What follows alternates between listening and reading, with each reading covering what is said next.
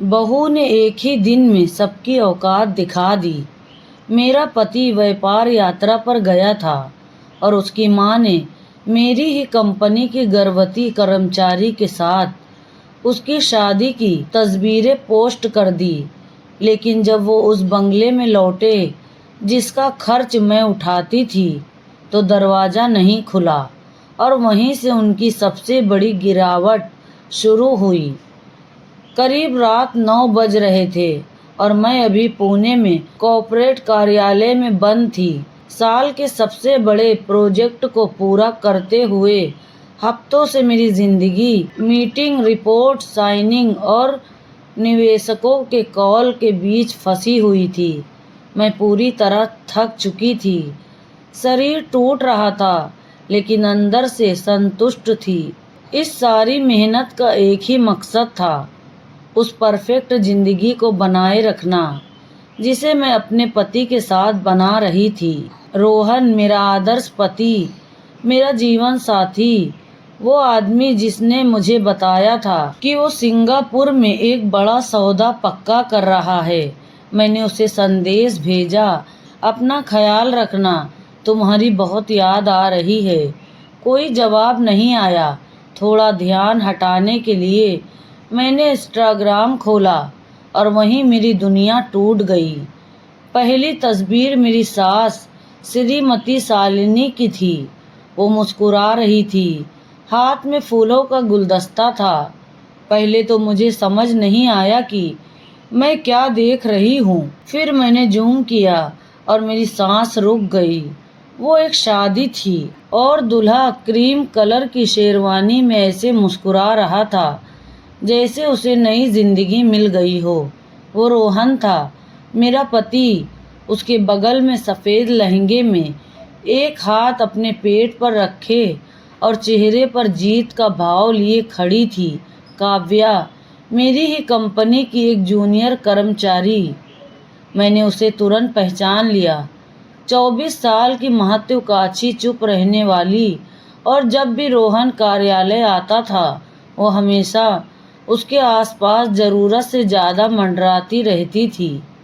Post का caption मेरे लिए आखिरी वार था, मेरे बेटे, अब तुम सही औरत के साथ खुश हो। अब तुम्हें वही परिवार मिलेगा जिसके तुम हकदार हो। मुझे उल्टी आने लगी। मैंने तस्वीरें स्क्रॉल की। उसके चाचा चाची, सारे रिश्तेदार, सब हंस रहे थे, जश्न मना रहे थे।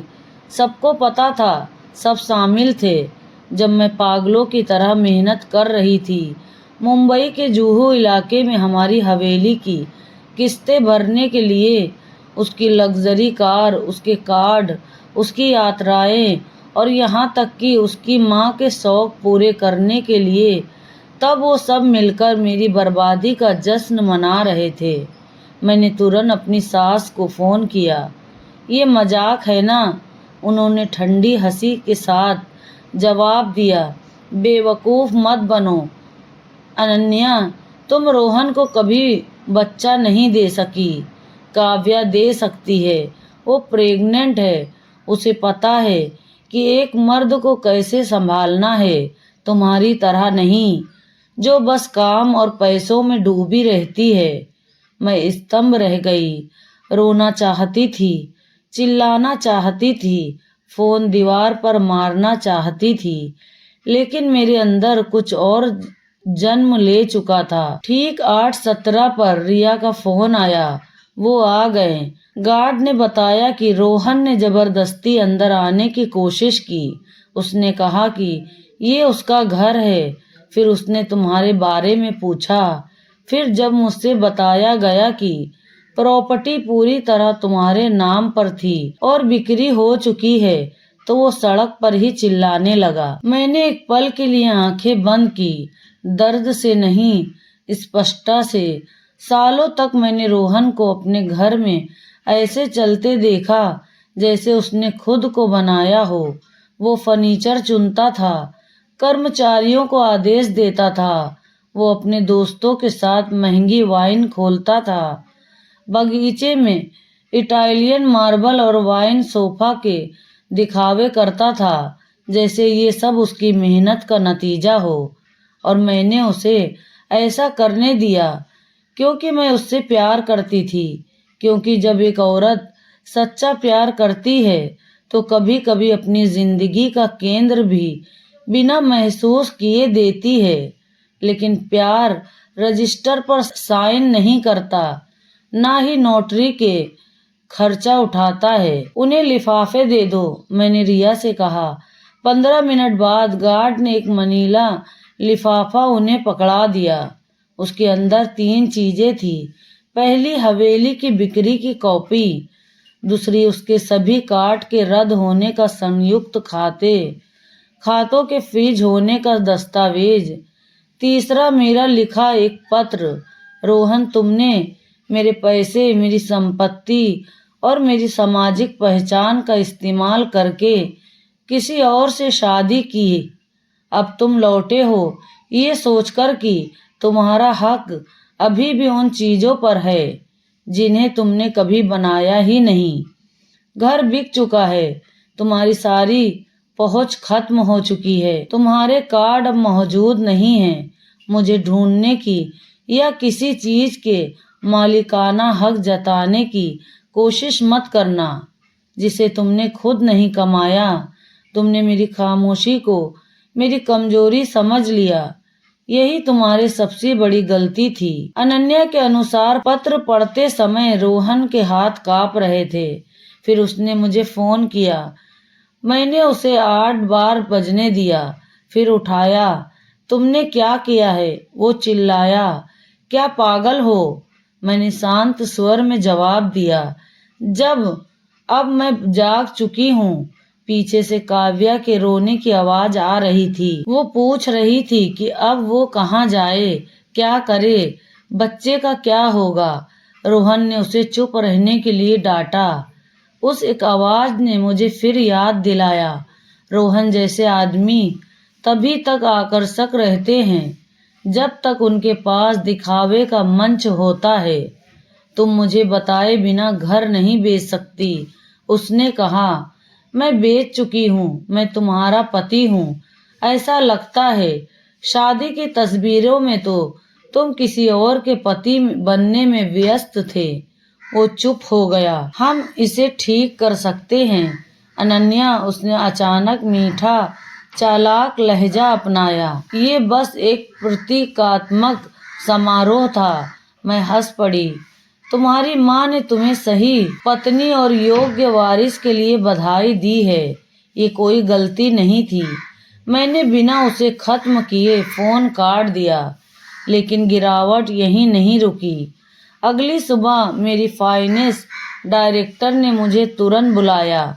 उसे कुछ छोटे छोटे छिपे हुए लेन देन मिले थे जो महीनों से कंपनी के खर्च खाते दबे हुए नकली बिल, फर्जी सप्लायर, घुमाकर किए गए ट्रांसफर और अंत में एक कंपनी जिसमें अधिकृत हस्ताक्षर देखकर मेरा खून जम गया। रोहन, वो सिर्फ मुझे धोखा नहीं दे रहा था, वो मुझे लूट भी रहा था। मुझे उतना झटका नहीं लगा जितना लगना चाहिए था। शायद कहीं न कहीं मैं पहले से जानती थी। सुबह 9 बजे हमने उसके कार्यालय एक्सेस ब्लॉक कर दिए। 10 बजे मैंने पिछले 18 महीनों के बाहर ही ऑडिट का आदेश दिया। 11:30 पर रिया ने सिविल केस और धोखाधड़ी का मुकदमा दर्ज कर दिया और दोपहर 1 बजे काव्या उसे छोड़कर चली गई। होटल की रिसेप्शनिस्ट ने बताया कि वो लॉबी में रो रही थी। मेकअप बह चुका था और वो अपने ठहरने की मियाद बढ़ाने की भीख मांग रही थी जिसे वो चुका नहीं सकती थी। 1 घंटे बाद उसकी माँ द्वारा भेजी गई कार उसे लेने आई। वो बिना कुछ कहे चली गई।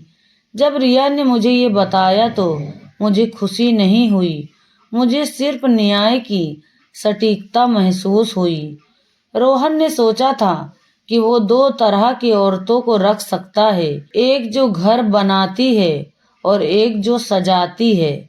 उसे ये अंदाजा नहीं था कि पहली को तोड़ने के बाद दूसरी आग देखकर भाग जाएगी। 3 दिन बाद उसने मुझे मिलने की गुजारिश की। मैंने हाँ कह दी, प्यार के लिए नहीं, अंत के लिए, क्योंकि एक सच्चाई अभी बाकी थी और जब उसे पता चलेगी उसके पास पकड़ने के लिए कुछ भी नहीं बचेगा। हम रिया के कार्यालय में मिले, पुणे के एक आधुनिक भवन में। न कोई रेस्टोरेंट, न पुरानी यादों वाला घर। मुझे संगमरमर कांच और गवाह चाहिए थे। रोहन 10 मिनट लेट आया। वो टूटा हुआ लग रहा था। पहली बार उसने मुस्कुराने की कोशिश भी नहीं की। तुम सब कुछ बर्बाद कर दोगी, उसने भारी आवाज में कहा। मैंने बिना पलक झपकाए उसे देखा। नहीं, तुम पहले ही बर्बाद हो चुके हो। मैं बस जो बचा है उसे समेट रही हूँ। रिया ने उसके सामने एक मोटी फाइल सरका दी। उसमें उसकी असली सजा थी। संपत्ति से पूर्ण अलगाव, कोई दावा नहीं। कंपनी के फंड के दुरुपयोग की स्वीकार्योचित गोपनीयता की शर्त, संपर्क पर रोक और अंत वित्तीय जांच का नोटिस जिसमें आपराधिक कार्यवाही की संभावना थी। रोहन ने मुझे ऐसे देखा जैसे पहली बार देख रहा हो।